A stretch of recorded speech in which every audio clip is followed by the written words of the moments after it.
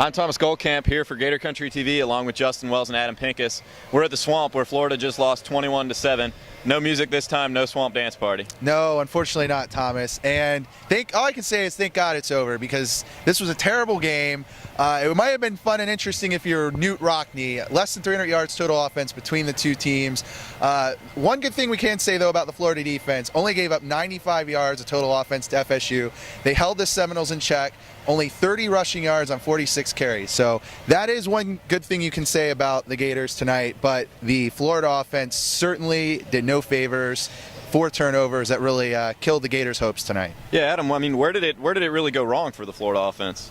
I think it really went wrong with the 14 points off the 3 Brantley interceptions. It kind of put the Florida offense behind the 8 ball a little bit, and it really seemed like the entire game Florida was just losing the field position battle.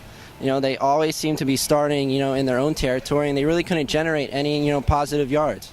Yeah, I know Muschamp talked about it after the game a lot, but the Florida running game has just been unable to get anything going with consistency against good teams. Obviously, FSU had a great defensive front tonight, and Florida wasn't able to get anything running outside or inside. And I think that really, kind of contributed to some of the struggles. Brantley never looked sharp from the get-go, had a couple throws into really bad coverage, and that cost you against a team like Florida State. Yeah, well, and as you said, Thomas, Florida State, great defensive line play. That's really the strength of their team right now. They've recruited a lot of great defensive linemen up front. And as we heard from Will Muschamp in the post-game press conference, SEC is a line of scrimmage league. Florida State's taken that same philosophy, and the Gators are going to have to recruit those areas heavily moving forward. I will say this, Florida State punter Sean Powell had a great night, stuck the Gators in some really tough spots, and you'd have to say he was the MVP of their offense if you don't give it to John Brantley.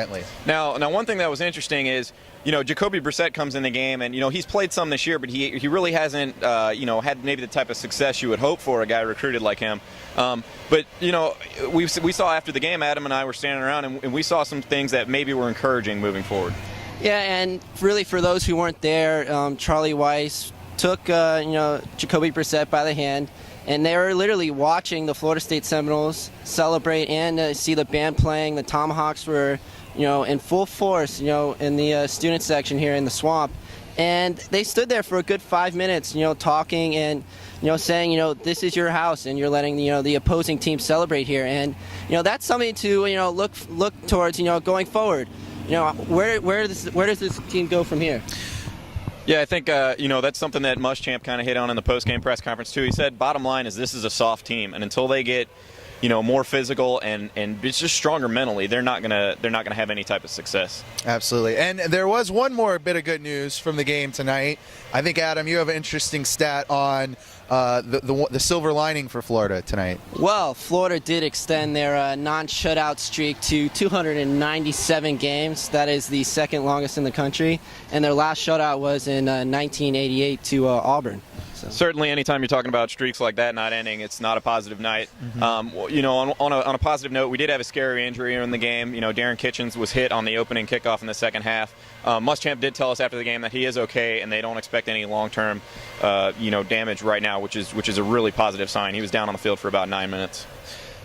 Yeah. So signing off from the Swamp here, guys. I'm Thomas Goldkamp with Justin Wells and Adam Pincus. Stay tuned to GatorCountry.com for more post-game analysis.